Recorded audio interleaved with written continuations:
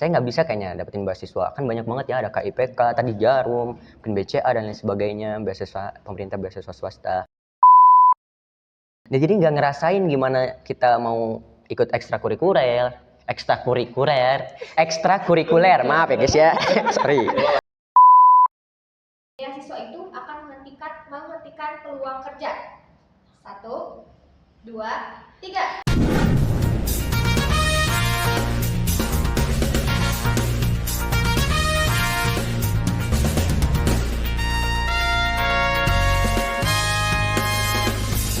Assalamualaikum warahmatullahi wabarakatuh. Pagi-pagi dengerin Bon Jovi. Selamat datang di podcast Himsa TV. Podcast yang membahas seputar kehidupan mahasiswa dan juga kampus, mulai dari akademik dan juga organisasi. Dengan tema Exploring Mathematics in Exciting Episode, di episode kali ini kita akan membahas mengenai beasiswa apa saja sih yang bisa diraih oleh mahasiswa jurusan Matematika UIN Sunan Gunung Jati Bandung. Gimana, penasaran pembahasannya gimana? Langsungnya kita sambut narasumber kita yang kece-kece abis ini. Ada Kang Dede dan Teh Dila. Gimana kabarnya Kang Dede, Teh Dila? Alhamdulillah baik. Tadi perjalanan gimana? Lancar, alhamdulillah. Aman sih, 5 menit nyampe. Ya, dekat ya. Sepertinya warga lokal semua ini ya. Betul. Boleh dong perkenalan diri dulu biar penonton pada kenal. Mungkin mulai dari Kang Dede. Iya, terima kasih Kang Hadi. Halo guys, izin perkenalan diri ya. Aku Dede Ali Permana dari angkatan 2022 dan alhamdulillah dari tahun 2023 kemarin berkesempatan untuk menjadi salah satu penerima beasiswa dari Bank Indonesia. Seperti itu kiranya. Mangga Teh Dila.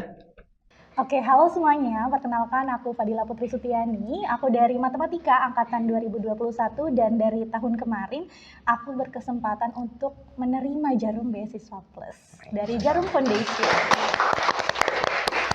Wah, keren-keren banget ya Kang Tetehnya. Ada dari Jarum dan juga beasiswa Bank Indonesia. Oke. Boleh diceritain gak Teh? Gimana sih bisa dapat beasiswa Jarum dan juga beasiswa Bank Indonesia? Boleh dari Teh Dila dulu. Oke, kalau dari aku sendiri Jarum Beasiswa Plus itu cuma khusus untuk semester 4 nih teman-teman. Jadi aku tuh udah kenal Jarum Beasiswa Plus dari aku semester 2. Nah itu aku udah mulai kepoin Instagramnya. Wah, kegiatannya tuh seru-seru banget. Jadi aku bener-bener pengen banget. Jadi niat gitulah daftarnya dari aku semester 4. Nah disitulah aku ngumpulin mulai dari administrasinya dulu. Dan aku lengkapi selengkap-lengkapnya dan daftarkan diri. Pokoknya dengan persiapan matang-matang deh. Mantap. Berarti emang benar-benar niat pengen mendapatkan beasiswa Jarum Plus ini ya Teh? Iya benar, karena udah lihat benefitnya tuh semantep itu sih. Boleh dari Kang Dede? Nah, aku tuh beda ya orangnya sama Teh Fadila gitu. Jadi aku tuh tipikal orang yang tahu ada beasiswa, tapi kayaknya untuk aku tuh waktu itu beasiswa tuh kayaknya untuk orang yang pintar-pintar aja deh. Kayaknya emang bisa dapetin beasiswa orang-orang kayak aku gitu ya waktu itu. Kayaknya udah deh, gak usah deh. Walaupun ada banyak beasiswa di sana di sini. Nah, tapi alhamdulillah dan kayaknya Kang Hadi sendiri tahu ya perjuangan saya gimana mendaftar beasiswa waktu itu. Jadi mungkin teman-teman yang belum tahu, jadi di beasiswa Bank Indonesia ini yang saya tahu angkatan 2019 dulu alumni Kang Torik Al-Mahdi, Teh Takiah Nabila sama Teh Irsalina itu dulu juga penerima beasiswa Bank Indonesia. Dan alhamdulillahnya saya mendapatkan info juga salah satunya dari Kang Torik Al-Mahdi yang dulu ya, yang sekarang sudah jadi alumni. Nah, saya dapat info banyak banget tentang beasiswa Bank Indonesia dari Kang Torik dan dibantu waktu itu. Kalau nggak salah, saya ingat tanggalnya di 28 Agustus tahun 2023 ya. Itu 2 hari sebelum PBAK angkatan 2023 dan 1 hari sebelum keberkatan Panitia Pengmas tahun 2023. Nah, itu tuh hari terakhir pendaftaran beasiswa Bank Indonesia harus dikumpulkan ke Jamiah. Saya waktu itu belum punya laptop, terus bingung mau bikin pendaftaran formulir atau mengisi formulir pendaftaran di mana. Saat itu saya ingat juga Kang Torik itu lagi sidang munakosyah terakhir. Dia lulus di hari itu juga, terus saya pinjam laptopnya. Dibantuin sama Kang Hadi untuk ngisi formulir-formulir segalanya, langsung saya print itu di depan, itu saya ingat jam 3.13. Jamiah kan tutup itu jam 4 ya. Nah, itu saya langsung sama Kang Hadi ke lantai 4. Alhamdulillah berkasnya dikasih bener masih bisa, masih lancar, dan ya alhamdulillah dari prosesnya itu sampai sekarang keterima, ya itu perjuangannya alhamdulillah lah bisa seperti itu. Perjuangan membuahkan hasil yang benar-benar bisa maksimal ya Kang Dede. Betul Kang Hadi. Keren-keren banget nih teman-teman dari perjuangan Akang Teteh ini untuk menggapai beasiswanya. Nah, tapi sebelum Akang Teteh ini mendaftarkan beasiswa Jarum atau beasiswa Bank Indonesia ini, ada gak sih kayak mendaftarkan beasiswa ke yang lain dulu gitu? Mungkin boleh dari Teh Dila. Kalau dari aku, Jarum Beasiswa Plus tuh pendaftaran pertama aku sih. Emang sih waktu tahun itu tuh banyak banget gitu ya beasiswa yang muncul lah di media sosial. Tapi aku tuh masih meragukan gitu kredibilitasnya gitu. Waktu aku ngeliat Jarum dengan isi Instagramnya yang Ya. brandingnya bagus Ya, banget gila. sih, itu tuh langsung oke, kayaknya ini deh. Aku tahu gitu prosesnya tuh panjang banget karena sama kayak Dede kan dari Kang Torik dan Iya. segala macamnya. Aku dari Teh Dinda dan Iya. ada juga sharing session dari komunitas beasiswa UIN Bandung. Iya. Itu tuh udah di-spill gitu sepanjang itu perjalanannya. Jadi kayak ya udah deh, ini mah gak apa niatin dulu lah si satu Bismillah. ini gitu. Benar. Oke. Wah, keren banget emang. Dari Kang Dede gimana? Nah, tadi poin yang tadi, saya kan tipe orang yang tahu ada beasiswa, tapi waktu itu berpikir bahwa saya nggak bisa kayaknya dapetin beasiswa. Kan banyak banget ya, ada KIPK, tadi Jarum, mungkin BCA dan lain sebagainya, beasiswa pemerintah, beasiswa swasta. Nah, saat itu juga merupakan salah satu hal pertama saya untuk mendaftar dalam hal beasiswa gitu, dari beasiswa BI ini. Jadi memang pertama kalinya dan saya mencoba, alhamdulillah untungnya dikasih lolos gitu ya, walaupun memang gak tahu kalau misalkan gak lolos mah bisa aja langsung menyerah atau gimana ya, tapi alhamdulillahnya di kesempatan saya mencoba mendaftar pertama kali untuk beasiswa, alhamdulillah keterima gitu Kang Adi. Iya, alhamdulillah. Nah, jadi dari Teh Dila ini sebelum mendaftar ke beasiswa Jarum Plus, beliau ini udah ngelihat gitu ya banyak beasiswa seliweran di Instagram. Cuman Teh Dila ini meragukan gitu kredibilitas dari beasiswa itu. Makanya mencari-carilah beasiswa yang benar-benar kredibilitasnya tuh benar-benar terjamin. Makanya muncullah beasiswa Jarum Plus. Kalau dari Kang Dede, mungkin emang kayak karena pola pikirnya ya, yang sebelumnya kayak misalkan beasiswa itu hanya untuk orang-orang pintar mungkin ya, Kang Dede. Oke, mungkin pertanyaan selanjutnya, ada gak sih mungkin persyaratan-persyaratan dari masing-masing beasiswa itu apakah sama atau beda-beda gitu tergantung dari beasiswanya? Mungkin dari beasiswa Jarum ini bagaimana Teh? Dari Teh Dila. Kalau dari Jarum sendiri itu ada 5 syarat pokoknya sih teman-teman. Yang pertama pastiin waktu daftar itu kalian lagi di semester 4 gitu. Itu mah harus, dan jadinya tuh 1 kali kesempatan doang loh dalam seumur hidup gitu ya. Jadi jangan lewatkan. Terus yang kedua juga IPK kalian itu minimal 3 gitu, dan itu bisa dipertahankan sampai nanti akhir semester 4 gitu. Nah, yang ketiga itu kalian harus aktif organisasi juga, minimal 1 kalian pernah berpengalaman aktif di organisasi.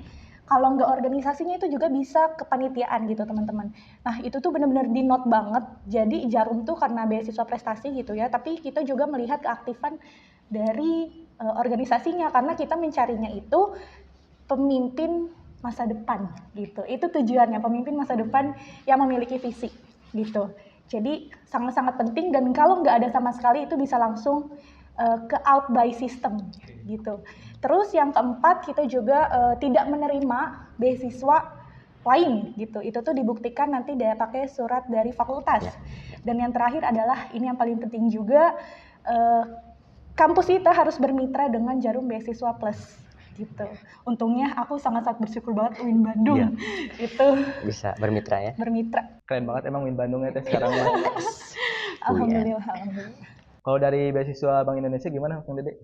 Ya, sebenarnya ya untuk persyaratan beasiswa sama aja ya pada umumnya. Tadi benar-benar mirip banget. Cuman tadi kalau misalkan Jarum itu di semester 4, kalau beasiswa Bank Indonesia ini di semester 3 gitu ya. Jadi minimal harus ada 2 transkrip nilai 2 semester, berarti di semester 3 udah bisa mencoba. Nah, tadi kalau di Jarum itu IPK-nya minimal 3 berarti ya, Teh? Nah, kalau di BI itu 3,25. Nah, sama tadi halnya harus bermitra dengan Bank Indonesia terutama ya. Terus tadi apalagi tadi Teh? Yang dari Aktif organisasi. aktif organisasi, benar banget ya. Jadi aktif organisasi itu sebenarnya poin plus yang apa ya, dipandang rendah itu sama para pendaftar beasiswa gitu ya.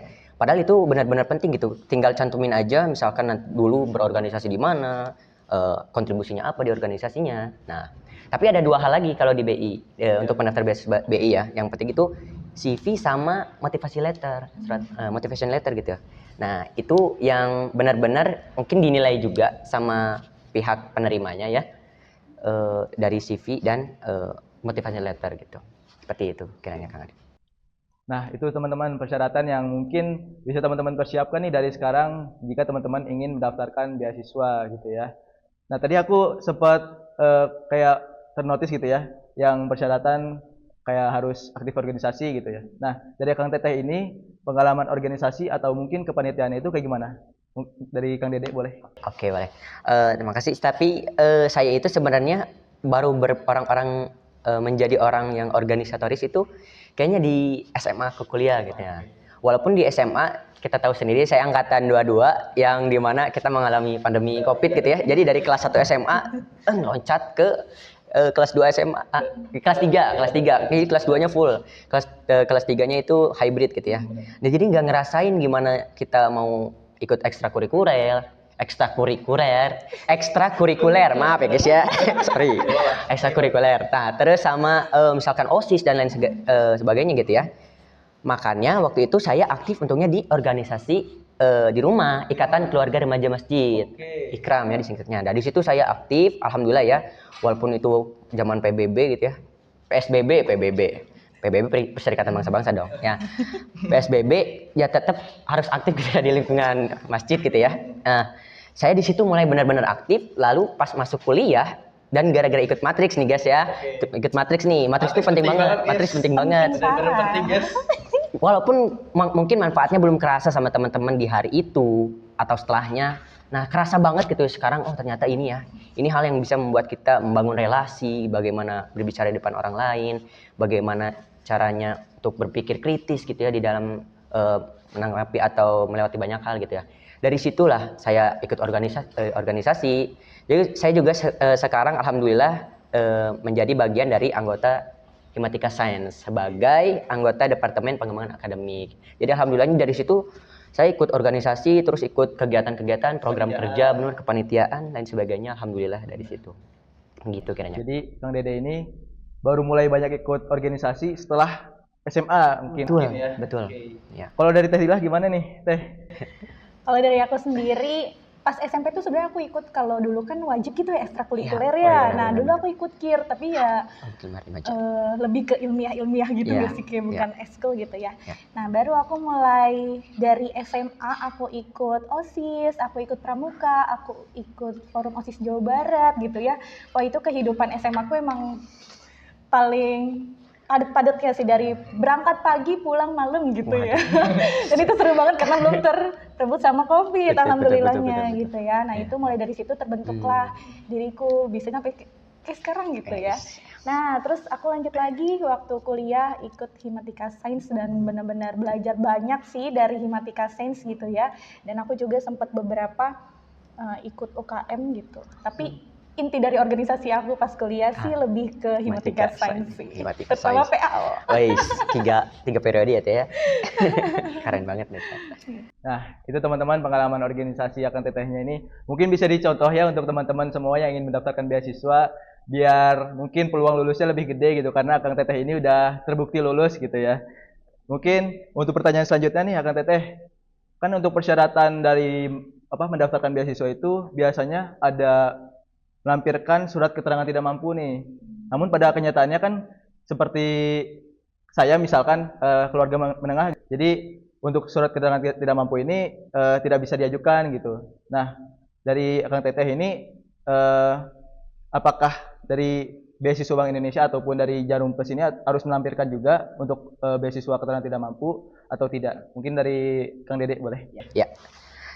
Sunnah ya jatuhnya ya. Sunnah ya. Kalau di Bank Indonesia itu sunnah. Jadi boleh melampirkan kalau ada, boleh juga kalau tidak ada gitu. Saya sendiri tadi sama seperti Kang Adi, jadi saya berasal dari keluarga yang menengah, jadi nggak ada surat keterangan tidak mampu gitu ya. Tapi walaupun dinotis sama pihak Bank Indonesia-nya waktu kemarin pendaftaran gitu ya, diwajibkan jika memiliki surat keterangan tidak mampu silakan melampirkan. Tapi kan saya nggak punya dan ya coba-coba daftar aja karena itu sunnah gitu ya. Kalau yang punya aja tertulisnya. Jadi saya nggak punya, berani daftar dan alhamdulillah. Berarti memang bagi sebagian beasiswa lain memang harus benar-benar mewajibkan atau melampirkan dari surat keterangan tidak mampu ini. Tapi ada beberapa beasiswa lain yang hanya menyunahkan atau kalau misalkan ada ya silakan lampirkan, kalau enggak ya enggak gitu. Oke, dari tadi lah gimana? Kalau untuk Jarum Beasiswa Plus sendiri perlu digarisbawahi ya teman-teman, ini tuh beasiswa prestasi gitu. Jadi bukan beasiswa untuk yang kurang mampu gitu. Jadi di sini kita bukan lagi bersaing tentang ekonomi, tapi Ya. tentang prestasi gitu. Jadi di Jarum itu kan dikasih benefit uang itu kan tiap bulan ya teman-teman. Dan itu tuh jatuhnya tuh sebagai uang jajan gitu, bukan Ya. buat UKT dan segala macemnya. Ya. Dan aku lihat juga di beasiswa aku gitu ya, yang kaya banget ada, yang biasa banget ada gitu. Jadi kayak emang benar-benar prestasi dan terlihat gitu orang-orangnya tuh yang berprestasinya banyak banget sih. Oke, baik. Jadi untuk mendapatkan beasiswa itu nggak harus punya SKTM ya, kan Teteh? Benar. Jadi asalkan punya niat dan juga usaha gitu ya, bisa mendapatkan beasiswa juga. Oke. Nah, untuk pertanyaan selanjutnya nih Teh, Kang. Apa sih perbedaan beasiswa yang dari pemerintah ataupun yang swasta gitu? Dan juga mungkin Kang Teteh bisa menjelaskan beasiswa Bank Indonesia ini bagian dari pemerintah atau swasta, mungkin atau dari Teh Dilah bisa menjelaskan Jarum Plus ini bagian dari pemerintah ataupun swasta. Dari Teh Dilah boleh mangga. Oke, kalau dari Jarum Beasiswa Plus itu dari swasta ya teman-teman, itu dari Jarum Foundation gitu. Jadi kita benar-benar independen gitulah ya. Dan bahkan dari UIN pun kita tuh nggak ada campur tangan gitu. Jadi waktu seleksi juga udah langsung sama pihak Jarumnya tanpa campur tangan kampus ataupun pemerintah gitu. Nah kalau untuk yang pemerintah sendiri, so far aku belum berpengalaman gitu ya untuk menjawab itu. Jadi aku nggak bisa juga karena aku belum merasakan gitu. Oke, makasih Teh Dilah. Lanjut Kang Dede. Nah, berbedanya sama tadi lah, kalau Bank Indonesia ini kita tahu Bank Indonesia itu lembaga negara, tapi nggak ada campur tangannya sama pemerintah gitu. Walaupun begitu, memang Bank Indonesia ini, Bank Sentral Indonesia merupakan kepemilikannya itu pemerintah Republik Indonesia. Jadi memang lembaga negara yang independen, tapi nggak ada campur tangan dengan urusan pemerintah. Tapi tetap menjadi kepemilikan dari pemerintah Republik Indonesia. Sehingga beasiswa Bank Indonesia ini adalah beasiswa dari pemerintah. Seperti itu Kang Adi. Nah jadi ya berbeda tadi ya kalau swasta. Ya mungkin yang saya tahu perbedaannya seharusnya mungkin ya yang swasta itu lebih fleksibel mungkin ya. Lebih fleksibel karena independen tadi ya. Swasta tidak ada campur tangan dari pemerintah gitu. Walaupun memang secara praktis nanti ada yang diwajibkan kegiatan-kegiatan dari beasiswanya. Tapi intinya ya perbedaannya tidak terlalu banyak sih dari beasiswa swasta ataupun beasiswa pemerintah. Seperti itu kiranya Kang Adi. Oke, mungkin untuk perbedaannya tadi aku kutip dari Kang Dede ya, kayak lebih fleksibel untuk beasiswa dari swasta mungkin ya. Oke. Nah, untuk pertanyaan selanjutnya nih, dari Akang Teteh ini proses untuk tahapan untuk mencapai pengumuman dari beasiswa itu ada apa aja gitu tahapan-tahapannya? Mungkin boleh dari Kang Dede. Ya. Nah, jadi di beasiswa Bank Indonesia ini, setelah kita mengisi formulir dan berkas-berkas lainnya gitu ya, dan kita kirimkan ke pihak terkait. Nah, itu setelah proses ini, berarti ini proses pemberkasan ya. Tahap pertama itu proses pemberkasan. Langsung, jadi dua proses pemberkasan, yang kedua wawancara. Jadi setelah pemberkasan, lalu wawancara, lalu kelulusan. Walaupun memang sebagian besar banyak yang gugur itu di proses pemberkasan ya. Kayak tidak tahu penilaiannya gimana, itu pasti urusan dari pusat ya. Dari mereka yang tahu. Nah, diwawancara lah langsung, jadi cuma 2 tahap langsung ada pengumuman setelah tahap wawancara nama-nama yang terpilih menjadi penerima beasiswa Bank Indonesia. Jadi memang cuma 2 tahap, tapi memang yang gugurnya wah biasanya iya dari 7.000 ya kalau nggak salah 7.000 berat langsung 70-an, nanti diambil lagi 30 sampai 40. Wah, dari tahap wawancara. Kalau tadi lah. Kalau dari aku lumayan panjang teman-teman, tapi percayalah ini tuh benar-benar worth it banget karena kegiatan di Jarum tuh banyak gitu ya. Nah yang pertama dari mulai seleksi administrasi. gitu. Tadi 5 syarat yang udah aku sebutin di awal itu harus bener-bener ada di administrasi kalian gitu ya, karena kalau nggak ada itu udah ke delete by system gitu. Karena aku waktu itu sempat jadi panitia seleksi administrasinya juga, jadi jangan kira kalau misalkan nggak ada tuh nggak ketahuan gitu ya, padahal itu ketahuan dan kelihatan banget gitu. Nah, terus habis kayak gitu lanjut ke seleksi online. Nah, di seleksi online itu kita ngelakuin tes tulis gitu. Ada psikotes gambar, terus juga gambar yang kayak pola-pola, terus juga ada urutan bilangan, terus juga bahasa Inggris, dan itu tuh menurut aku anak matematika tuh punya apa ya? Privilege sendiri gitu, karena pola, urutan bilangan itu kan udah makanan sehari-hari ya harusnya gitu ya. Jadi itu kita sangat-sangat terbantu sekali lah dari matematika mah. Nah lanjut, abis seleksi online kita ada seleksi offline-nya. Seleksi offline ini ada 3 tahapan teman-teman. Dan perlu diingat ya, itu tuh setiap seleksinya ada sistem gugurnya. Jadi udah kegugur gitu ya. Nah yang pertama itu ada seleksi gambar. Jadi kita di situ disuruh ngegambar. Waktu itu aku inget aku gambar orang gitu ya. Di situ aku gambar orang ya karena aku mau jadi CEO, ya udah aku gambar CEO yang lagi presentasi gitu ya. Terus yang kedua aku gambar warteg. Gambar warteg tuh gambar misalkan dari titik mau dibikin apa, mau dari garis dibikin apa tuh. Nah itu kan sekreatif mungkin ya.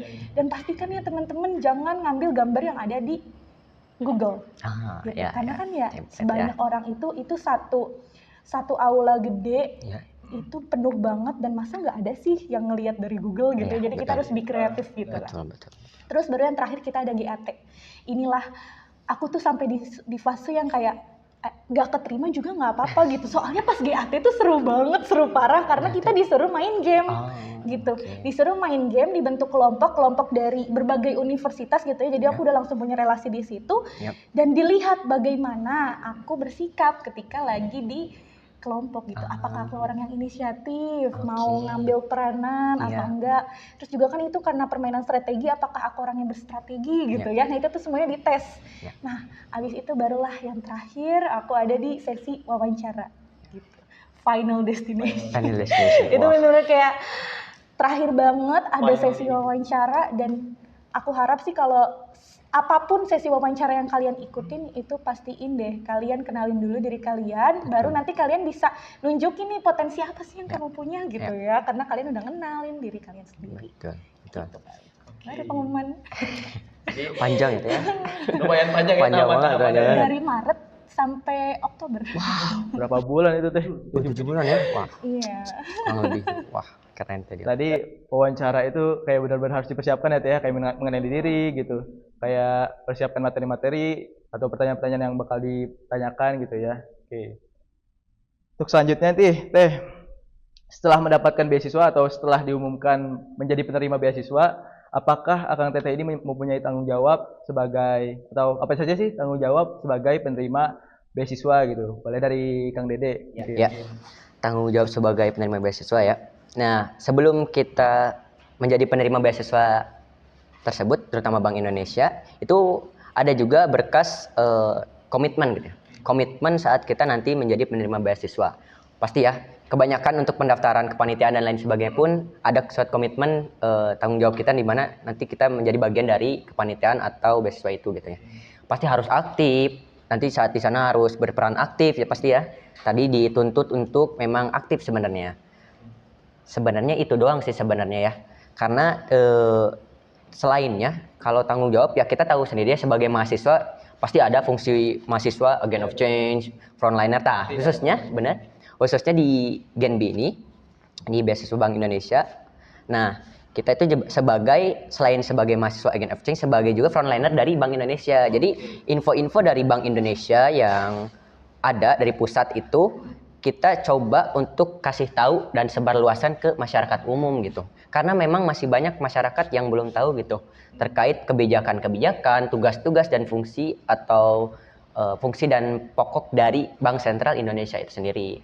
Oleh karena itu, dari komunitas generasi baru Indonesia, yaitu komunitas penerima beasiswa Bank Indonesia, dituntut menjadi frontliner dari segala kebijakan yang Bank Indonesia ajukan atau keluarkan. Seperti itu Kang Hadi. Kasih Kang Dede. Untuk Tedila gimana? Nah ini nih aku paling seneng kalau ngebahas ini karena benefit dari Jarum tuh ini loh gitu. Yang pertama gitu ya, udah pasti kita wajib mengikuti kegiatannya. Nah yang pertama ada CB gitu, karakter building.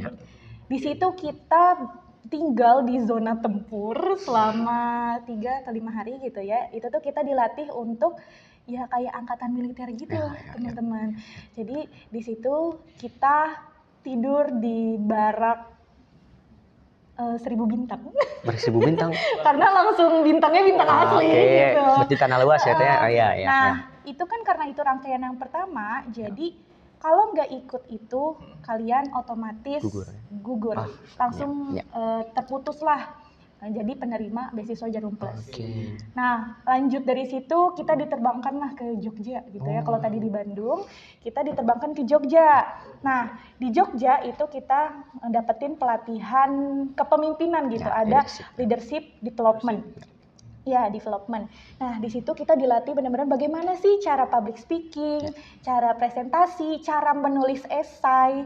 Terus juga kita langsung turun ke lapangan gitu ya. Aku waktu itu wawancara tukang cukur rambut pinggir jalan di alun-alun Jogja. Emang apa ya?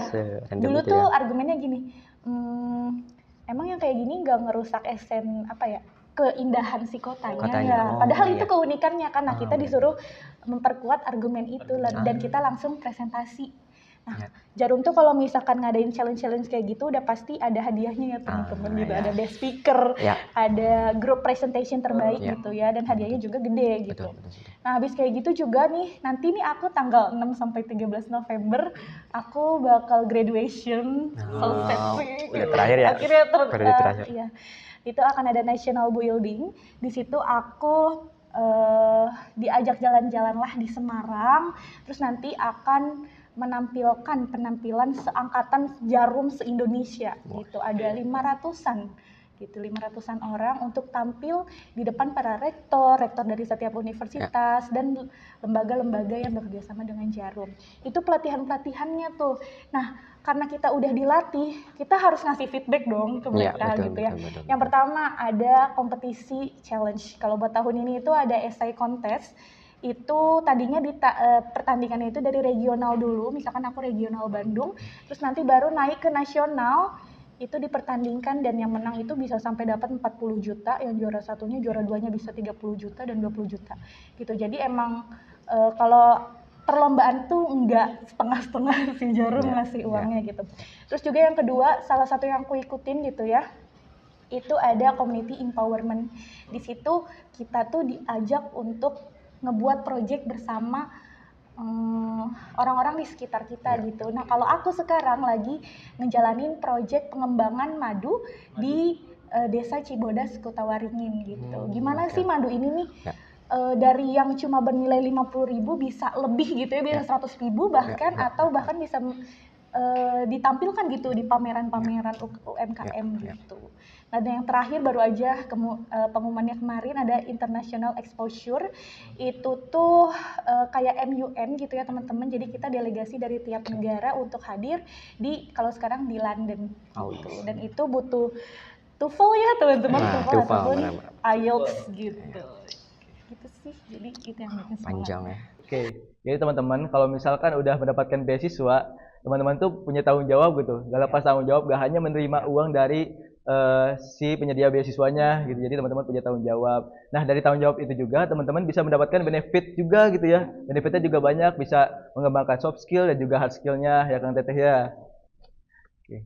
Mungkin untuk pembahasannya cukup sekian karena tadi udah banyak banget gitu ya. Kayak pembahasannya berbobot banget, terus informatif banget. Nah, untuk refreshing mungkin selanjutnya kita bakal ngadain games nih ya Kang Teteh. Oke. Gamesnya ada fakta atau mitos. Oke. Halo Kang Teteh. Halo.